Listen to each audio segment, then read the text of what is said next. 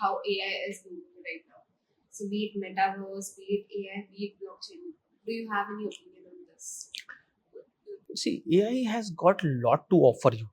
See, what is currently happening is people either see AI as very good or they either see it as very bad. Right. And they're not wrong in that because AI has got both its advantages, disadvantages, impersonation, all these things, problems are going to be there with AI, right? So that control has to be there by the government. But in day-to-day life, right, not just from an organization point of view, even individually is going to make life much more easier.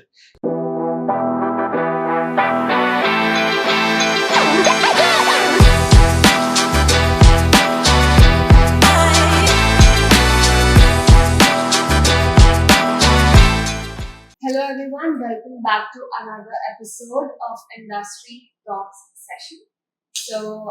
Today we have another industry expert, a versatile industry expert with us, who's been to our campus to interact with our BTech students. And we have Mr. Prakher Srivastava. Hi, sir. No.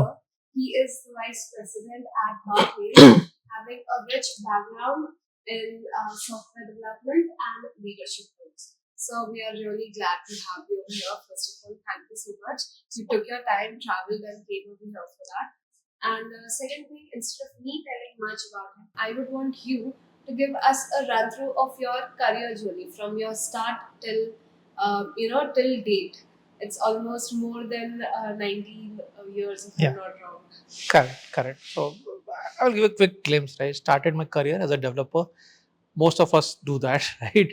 As kind of engineering graduates, some of us go into other fields like testing and business analysts, others as well. But I started as a developer. It was something that I always liked. I starting from my school days to my college, computer programming was my passion. Correct. Now getting that opportunity as a graduate in my first job itself was definitely enriching. I continued into that direction. However, very soon I started getting into field of management as well. Early experience in my third year of my job itself, I was asked to lead a team of close to 25 people. Right, not something I asked for, but it was like kind of the organization itself wanted me to do that, and it was kind of my calling, right? Because suddenly when you move from an individual contributor role to a kind of a manager role, you initially have some kind of hesitation, but then I realized that I really like that as well, helping people solving their problems along with contributing as an individual definitely worked well for me. I kept on moving from that organization to other organization, continuing into a similar role where I was doing development as an individual contributor and providing guidance to the team members as a leader. I finally I kind of landed into Barclays where I currently stand, and that's where I moved more into the leadership role, kind of handling diverse profiles. Initially, it was always focused on development and development teams. Then I started looking into the end-to-end delivery, where I focus on the development team as well as the testing team, the infrastructure teams, the program management, project management teams.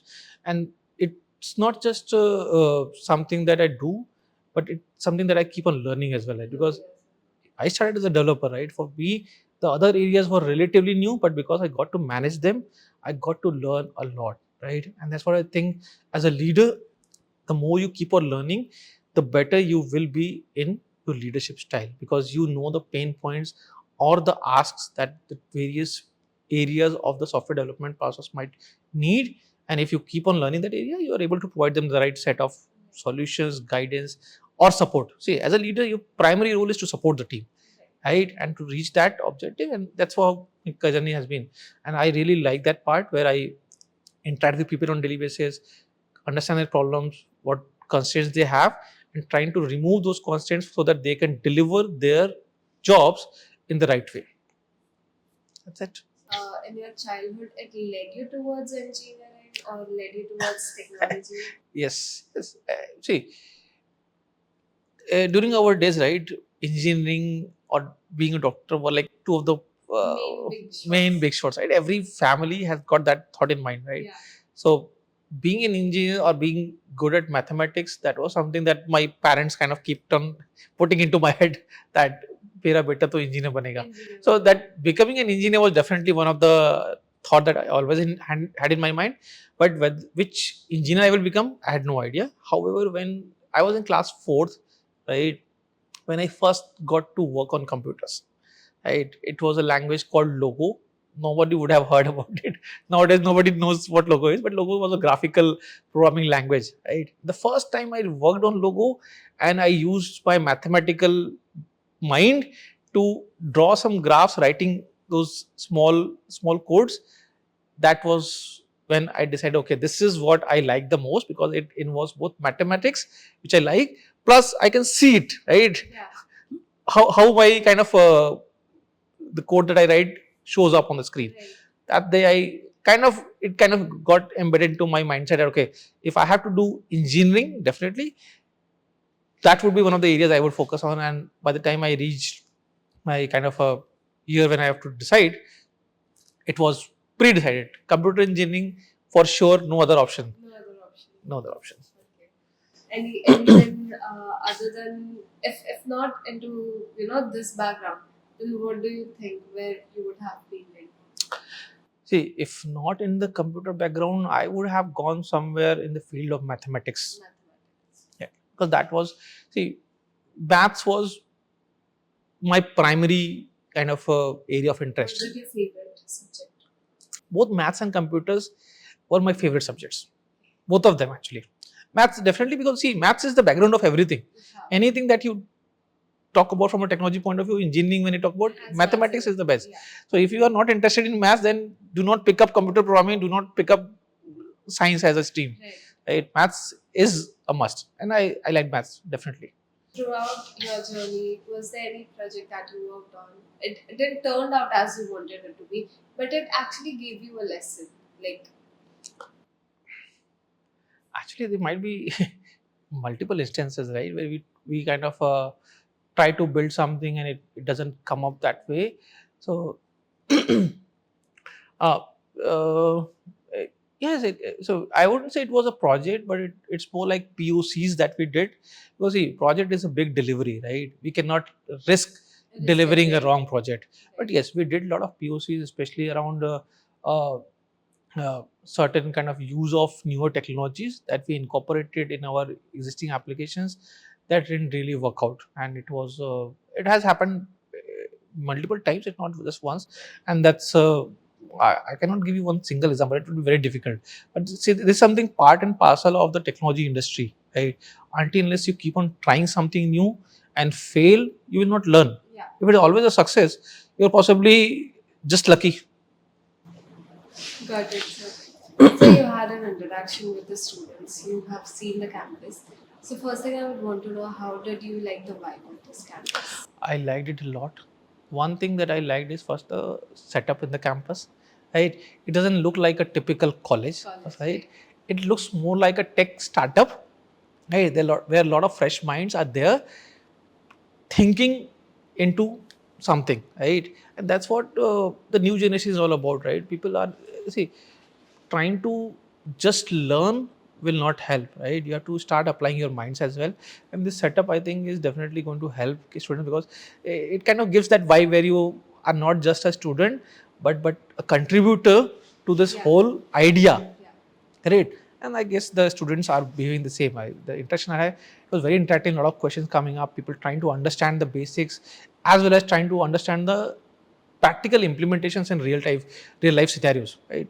And if I think that's the best part of a future kind of a technologist, the person who has got that curiosity in mind, right, trying to understand both the background and the foreground of everything that they are talking or listening about, is key to their success. So as a person who bridges academia and industry, like academics and industry, if we take it together, what do you think is that one gap we as a university can fill out for these students because they are in their first year itself? The one thing that I always feel like, some many times the graduates who join us, right, not just who join us, even in during my days, right, when we were graduates and we were trying to join the organizations, technology is something definitely people focus on, but you may not really work on the same technology that you have learned in college, and you have to learn something new. But one thing that is always going to be important for you is going to be your personality, your communication skills.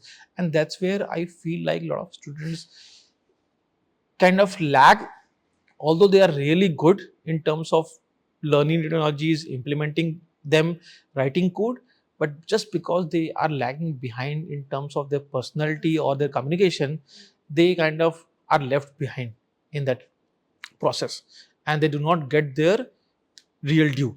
They might be the best minds, but because of them not being able to present themselves in the right way, they kept off lagging behind. So I think that will be very important, because I always like that the person who has got good knowledge should come as a wholesome package, so that he is able to leverage his knowledge to move ahead in his career, and not just stuck behind because of some small things that are missing. Taking that part into consideration, we also built this program in a way. It is built where students have to compulsorily, make sure that tech, business, communication skills, soft skills, all these things are taught to them. So it is a part of their curriculum throughout their 4 years. So this is something that, as a university, that we are suggested, we are actually now implementing it. That's great to know, and I would say it, if it's a part of the syllabus, right? I hope it is a practical approach that you're following, right? Not just something kind of theory. It should be practical experiences. People should be, those students should be given opportunities, right? These kind of tech talks, for example, right? Let them be on this seat and another person sitting on the other seat, and do these kind of sessions, so that they are able to open up in front of, because I was talking to some of the students, right? uh, and they mentioned this, that when we come to the stage, there's some kind of hesitation, right?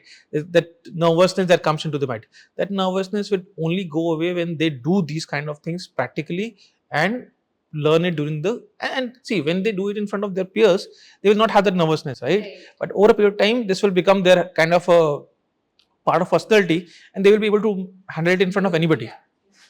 Right. So it's always good. I would like to see students coming with that kind of trait in there, because we have seen that we never got that opportunity during our college days, right? All that we are today, we have learned during Because our of your experiences, right? Those who get this opportunity in the early stages, they might find it easier. Those who have to do it in the later stages, it becomes kind of a bit difficult.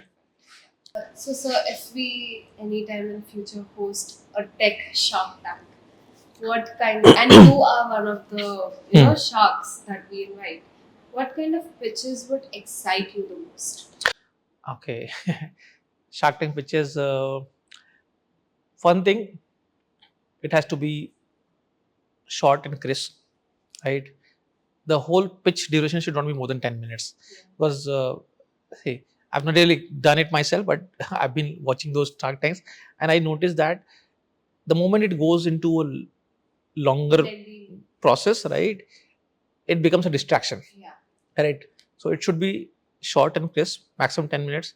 The first 30 second should be like the hook, another 1 minute kind of giving the problem, explaining the problem, right? The third minute talking about what you are providing as a solution, right?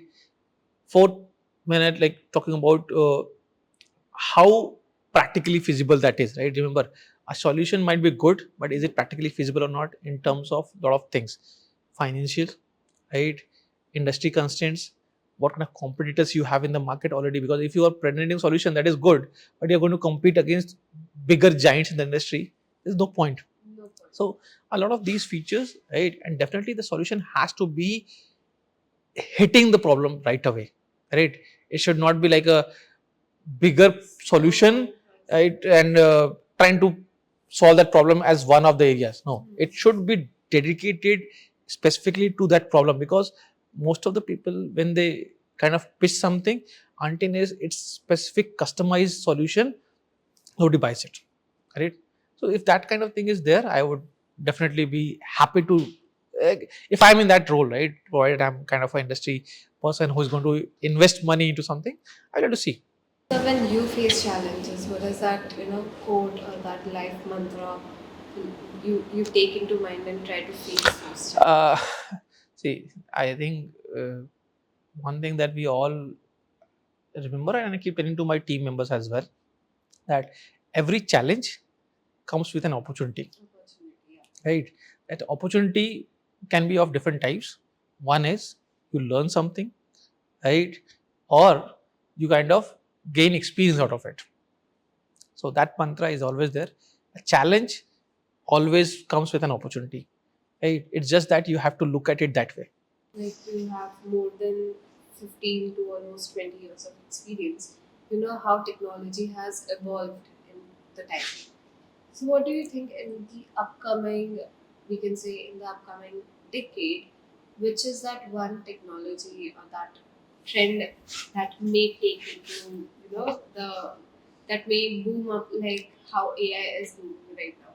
So, be it metaverse, be it AI, be it blockchain. Do you have any opinion on this?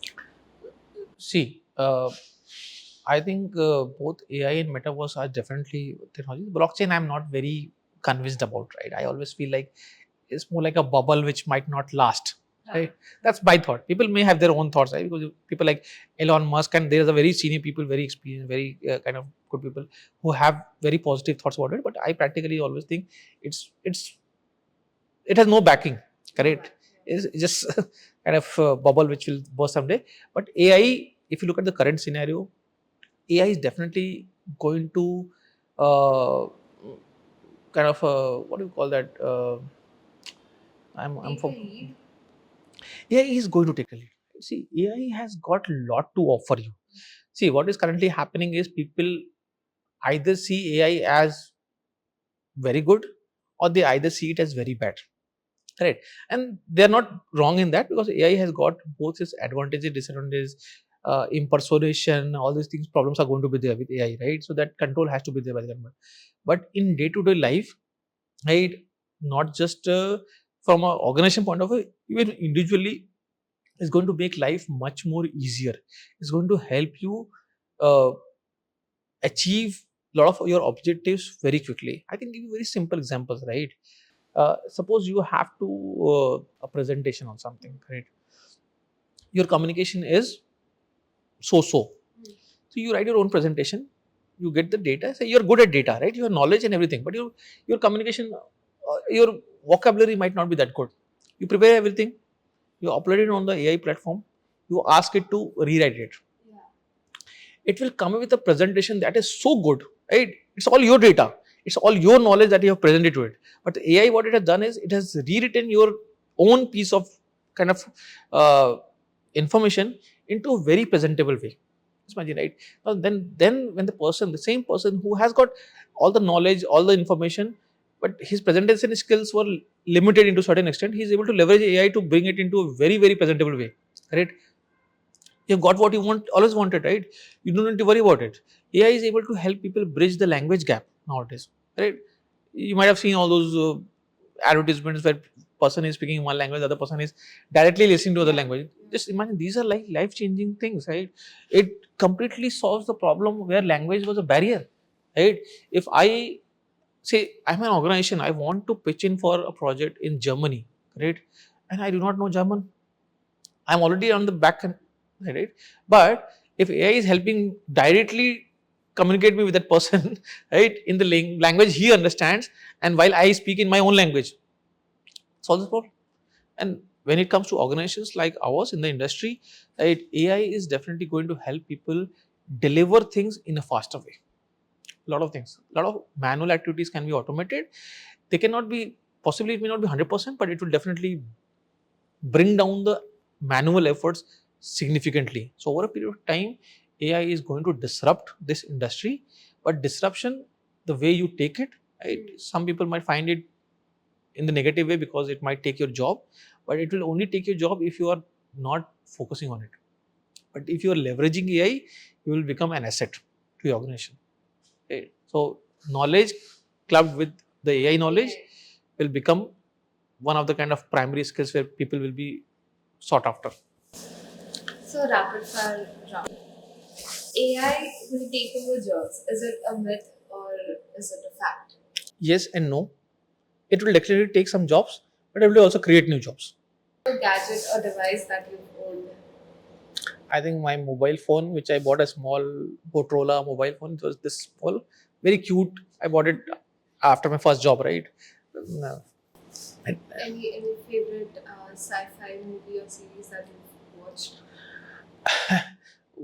there's so many of them actually, but Terminator is one of my favorites. Terminator. And why it is favorite? I tell you, in one of the movies of the Terminator series, there was a concept where that machine that was coming from the future could transform itself. So it was made of a material which could easily heal. I find if you are able to get some that kind of technology really in future, that's going to be life changing, right? It will help us avoid lot of wastage. This one product is broken, thrown away, garbage, right? Creating problems for the environment as well. Just imagine it is made of material which can rebuild quickly Itself, or reheal. That will make life so easy. Cost saving, environment saving, time saving. So that technology, I always feel like sometime in future, if you're able to have that in place, it will help us a lot. one of the skills that every coder or anyone in tech background should know. Logical thinking. Logical thinking. That's like absolutely must. A must thing. इसमें हो तो ये करना जरूरी है. See, until unless you have that logical thinking, you will never be a good programmer. Hmm. Right? You are not a machine. Right? You are a person who can apply your mind. Right. That's what you need to use. Logical thinking is always needed.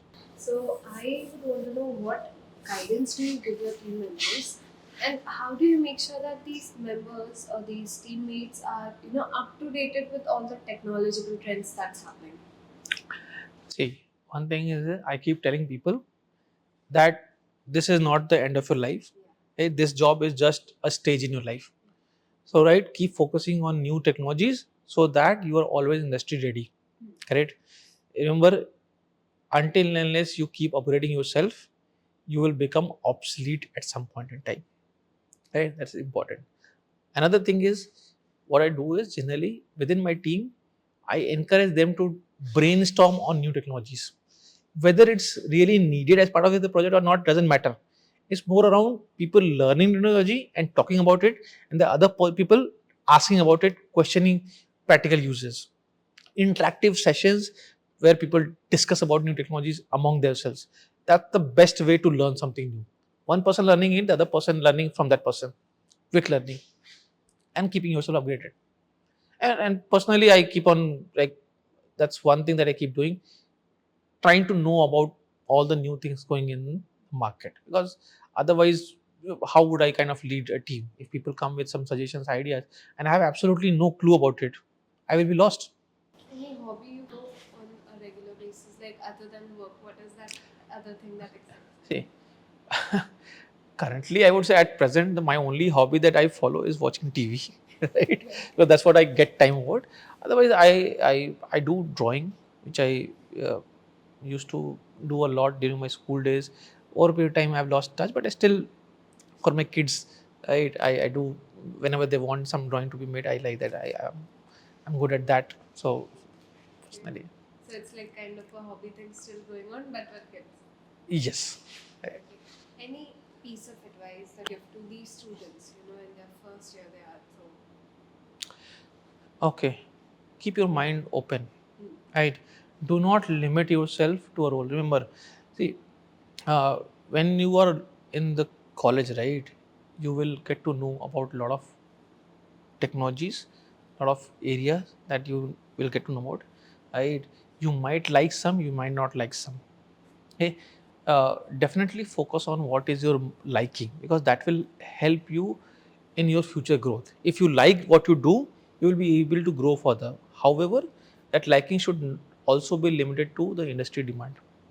Remember, we are not a developed economy, right, where whatever you like you can pursue that career. That's not practically possible.